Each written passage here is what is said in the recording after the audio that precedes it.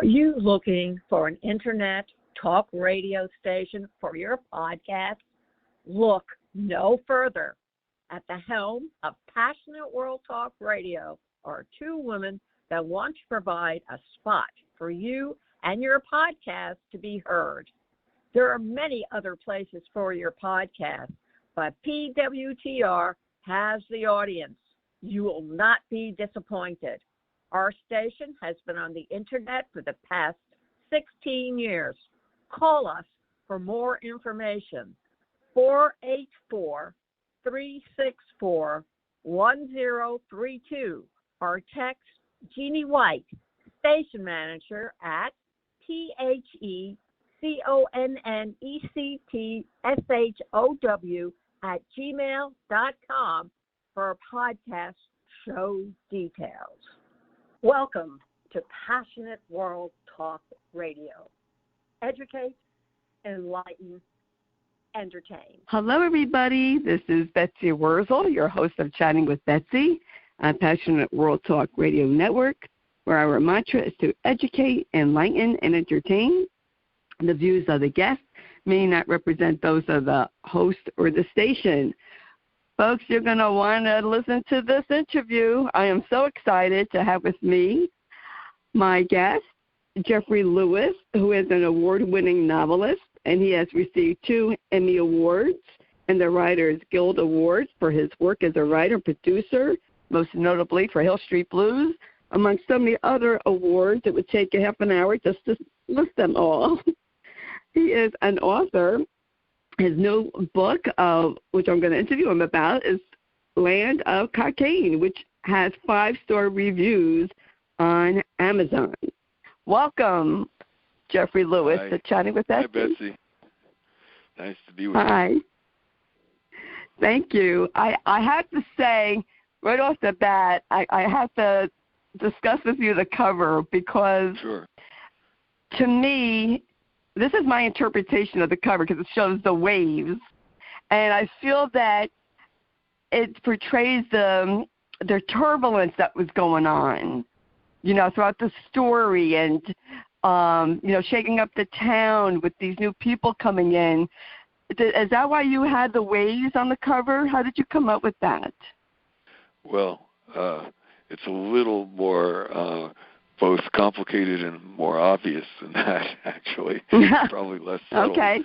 The cover, I chose the cover, and it was approved by the editors at the publishing house.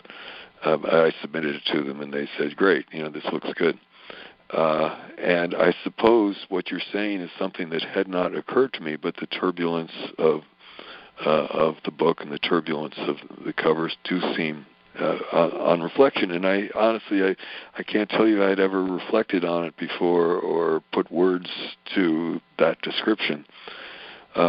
Nonetheless, the punchline is that it's a painting that my wife did. And, wow, beautiful. And I just really liked it, and asked her if she would be willing to allow it to be used for the cover of my book, and she graciously said yes, and so there it is. But I did not choose it because my wife did it. I chose it because I thought it did represent something interesting and beautiful, I thought, that might reflect on the contents of the book, but I'd never put it to words before. Yeah, that was just what I thought of when I had looked at the cover and what the story is about. So how did you come up with this book? What inspired you to write it? Well, I suppose a listener would have to know, I suppose, something about the book, the contents of the book, to know how I came up with it. But roughly speaking, these are elements that play out in the book in different ways and don't match up one-to-one to contents in the book. Nonetheless, about somewhere between a decade ago and 2 decades ago, in the village in Maine, or in a neighboring village where I spend a chunk of every year. There was a story or even just a rumor, and I'm not even sure I have it right. That's to say, I never bothered to track it down and find out what it really was about. That a couple who lived either in our village or neighboring village had lost a child, and in the child's memory and honor had decided to establish a drug rehabilitation clinic somewhere on the outskirts of whatever village it was, either ours or neighboring. And someone who hasn't read my book will not know precisely the relationship of that rumor to the contents of the book, but there's something analogous that goes on in my book. That's one thing. Another had to do with a statement which actually made national news of the then governor of Maine in 2016, in which essentially he made quite unwelcoming and I think it's fair to say vulgar remarks about people with names like DeMoney and Shifty and Smoothie coming up from New York and Connecticut to his state and selling their drugs and then getting a white girl pregnant before they left. In some fashion, again, that statement combined with the other the thing I mentioned to you seemed to suggest to me some basis for an interesting narrative, or something that I cared about anyway. I could go on, but I think those are probably the two biggest factors. Okay. What would you like the reader to take away from your book? I have both a trick answer to that question and a more substantive answer. I suppose the trick answer is that I hope they feel like they didn't waste their time or their money. That's a good one. The trick answer is probably the most truthful one. The longer, more questionable one will be that I don't have a program when I wrote this book, or when I've written any of my books, where I hope that a reader will think A, B, and C, and that I know exactly what a reader should think or would think or would be whatever. I just don't. I don't write that way. I don't write so much. I don't write with a message at all, actually. I write usually out of some degree of perplexity or consternation or wondering or something like that. Okay. You're the first author to say that. So that you're original. I like that. Well, you don't have an agenda. You just write a book of what you want to write about. I hope that's true. I know. I mean, my personal views tend to be a little complicated, and I wouldn't wish them on anybody else necessarily. But I also realize that once I've finished a book, my views are about as valid as any other reader's. Plus, I quickly forget how I got to write that book. It's almost like amnesia. Right. How did I write that? My word. Anyway. Well, the book talks about that this couple lost a child, and when from what I read, when people lose a child, it can cause a marriage to break up because of the grieving process. Men do grieve differently than women because we are different, and you interwove that in your book. So did they, for the readers, potential readers, do they survive? Do they survive all that they went through? Well, I could answer that two ways. I could say I'm not telling because I'll spoil the book. Okay. The reading experience of the reader, or I could just answer and say, yeah, they do survive.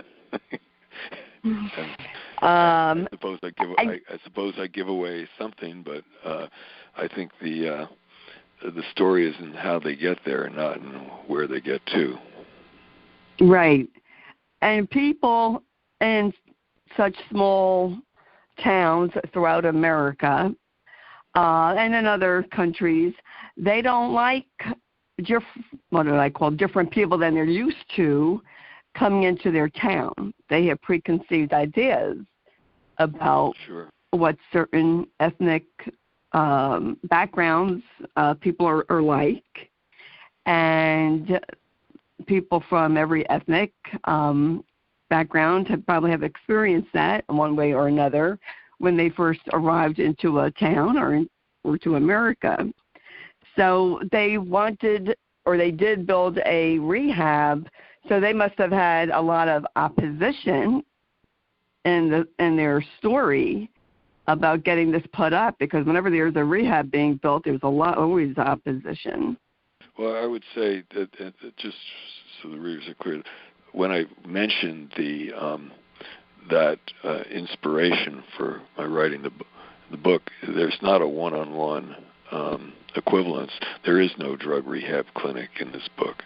There's something else. There's a kind of place where young men who have been in trouble with the law in the Bronx, New York City, are invited to come up to the Maine coast for a couple of weeks and be treated basically like little princes. But drugs or getting people off drugs or anything like that is not part of the plot, agenda, or story of this book. So when the young men from the Bronx, my mom was from the Bronx, and I live in New Jersey, they came up into this coastal town. Yeah. I guess they weren't welcomed. The book shows. Well, it's mixed. It's as most things of life. No, they weren't all welcome, but they weren't run out of town either for a long time, for a while. People's reactions, as you would expect, are kind of mixed and complicated. Right. And again, that's a reason to read the book, I hope. Or certainly reason enough for me to write it. Well, it's definitely a great story, because people do have preconceived notions of people from the Bronx, just in general, from New York, of being rude or arrogant. And then it depends on what ethnic background they're from, which adds another layer to how they are perceived. You mentioned something, a caricature or stereotype of New Yorkers. Right. It's interesting for me. As you mentioned, I hadn't thought of that at all in writing the book, and I realized that all the kids, all the young men who come up from the Bronx, they've all been in trouble with the law in New York. But none of them have that characteristic New York chip on the shoulder attitude, arrogance, whatever you call it. The show me thing. They all have different issues, but being a stereotypical New Yorker is not one of them. Okay, that I am from New Jersey, we see a New York license plate, and how they might be driving, and we're like thinking, yeah, that's a typical New Yorker. Yeah, driving like that. I would say, in truth, in Maine, people have characteristic responses to the license plates of a number of other northeastern states. Not the northern New England ones, but a Massachusetts plate evokes certain reaction. A New York plate evokes certain reaction. A New Jersey plate evokes certain reaction. A Connecticut plate evokes certain reactions. And I would probably take the rest of this interview for me to go through the complexity of those reactions. Oh, I could understand that because some parts, you see some license plates and, you do get that, and the way they drive, you kind of put the, two together. So what else would you like to discuss about your book? Does this, their child was murdered? Yeah. What I'd most like to discuss about my book is the hope that people will buy it and read it, and express themselves about it, how they feel about it, either to their friends, or if they happen to have bought it on Amazon, which I'm not against at all. I'd be very happy if they bought it at their local independent bookseller, but if they buy it on Amazon, great. If they happen to like the book, please write something on Amazon so that other people will get the hint. Yes, and also if it's not in your local bookstore, ask for it. Sure.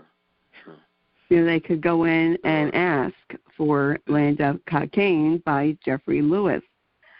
This book, I would say parenthetically, it was unusually for a book published in America. It's not only published in Britain first, but the physical books were printed in Britain, and they're quite beautiful. I mean, they did a really nice job with this book, and I hope that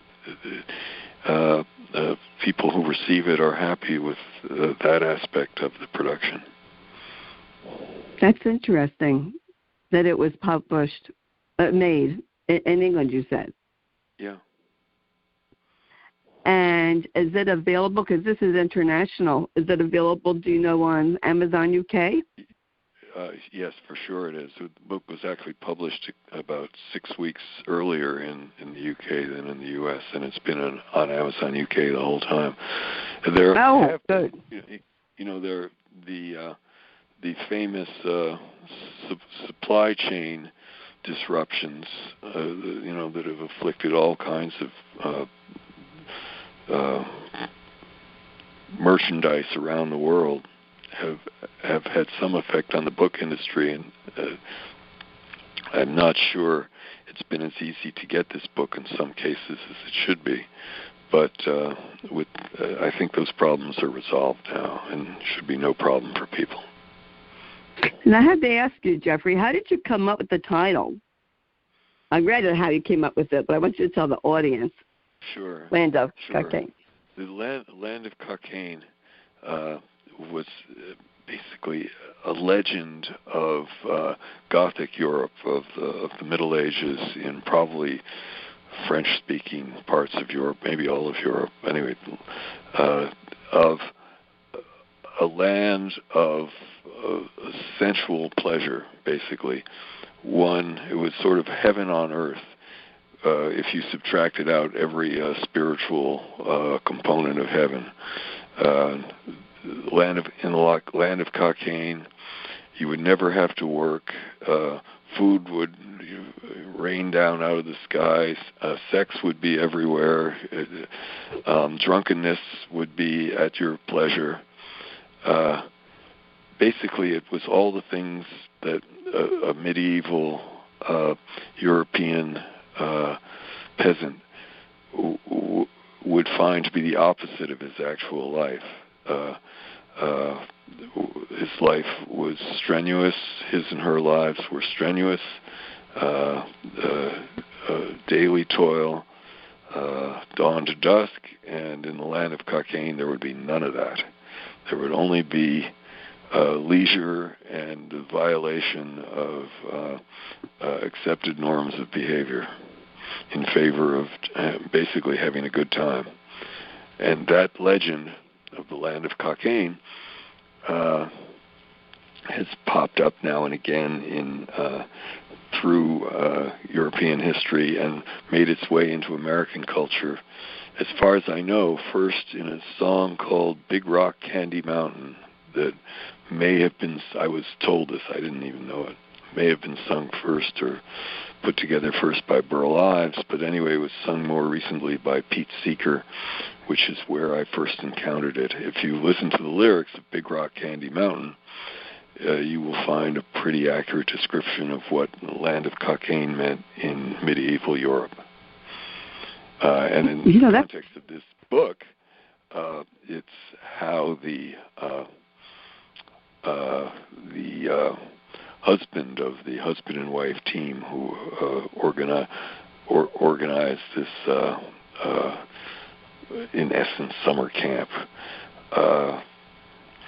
how he describes what they're doing at one point in a moment of actually some doubt and frustration. I did hear that song. I'm going to have to listen to it again because I think another country singer also sang it, unless I'm thinking of another song. But that does ring a bell. And I always say, Jeffrey, that in tragedy, usually something beautiful comes out somehow, some way. And so in the story, they lost their son, and they did this camp in their son's memory to help other boys that had difficulty with the law. Do you find that, out of a tragedy, sometimes something beautiful comes out to help other people? Well, that's a very difficult question, isn't it? It really is. Yeah. It seems to me that, first of all, I would say I'm someone who tends to think of tragedy more as a literary form rather than as a descriptor of events in life. It seems to me the word tragedy is often misused when it comes to events you might read in the newspaper. But as a literary form, it seems to me what's affirming about tragedy, what gives people some sense of solace or strength or even contentment, is the sense that a certain important reality of life has been accurately observed and given its due. And I think that's all I care to say about it. Okay. All right. I've interviewed many people where they had a tragedy in their life and then they're turned that into doing service for others that they might not have done, otherwise, and reaching out to people who have, the same circumstances in life. That sounds absolutely right to me, and of course, it's what the couple in this book undertake. But the book is about not only that, but how that impacts others, their larger community, and how the reaction of the larger community impacts them. Right.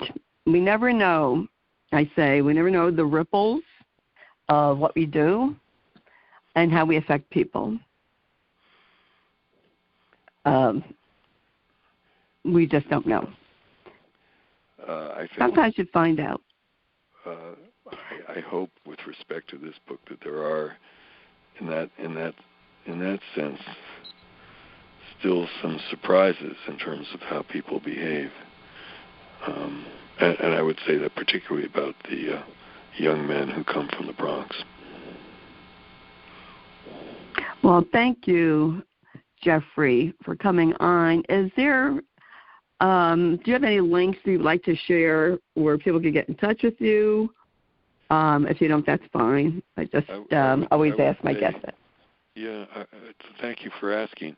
I would say, roughly speaking, I'm one of those who, I'm not computer illiterate at all, but I do avoid social media pretty much, so that if people would, I'd welcome people's comments and thoughts and would hope to get back to them in response. But probably the best way to access me is through my publisher, which is probably a very old-fashioned way, but it seems to me maybe the best. And in addition, I do have an author's page on Amazon. Oh, okay. So then they could contact you that way or through your publisher. Well, thank you, Jeffrey Lewis, for coming on and sharing about your book.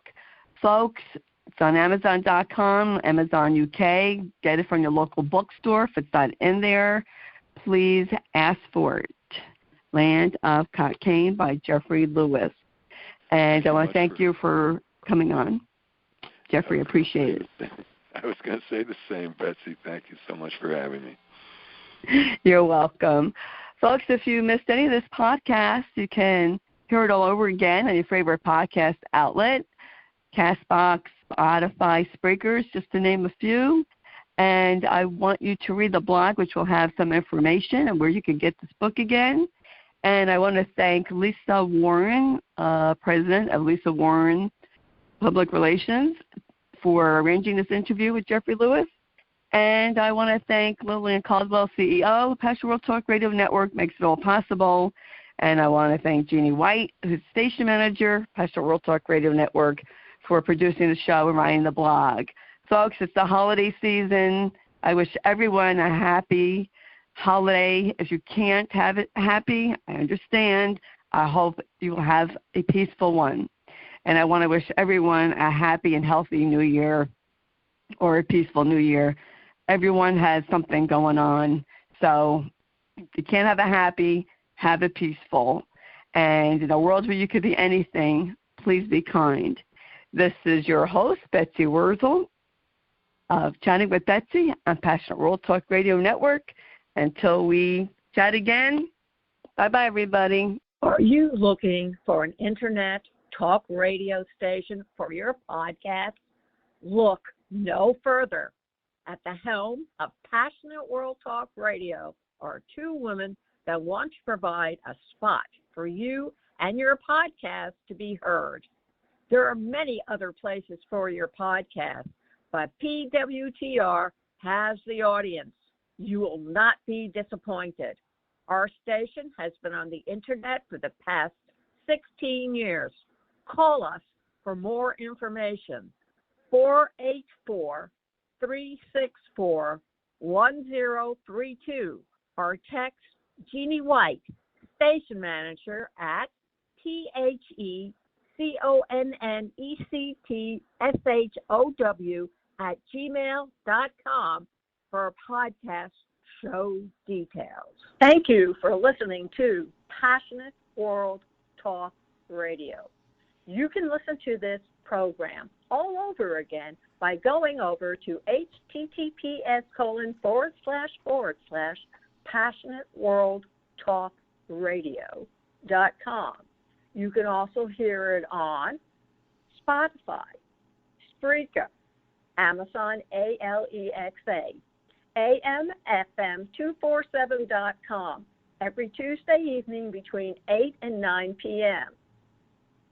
YouTube, Facebook, Facebook Live, LinkedIn, and all the other podcast directories one can find on the Internet.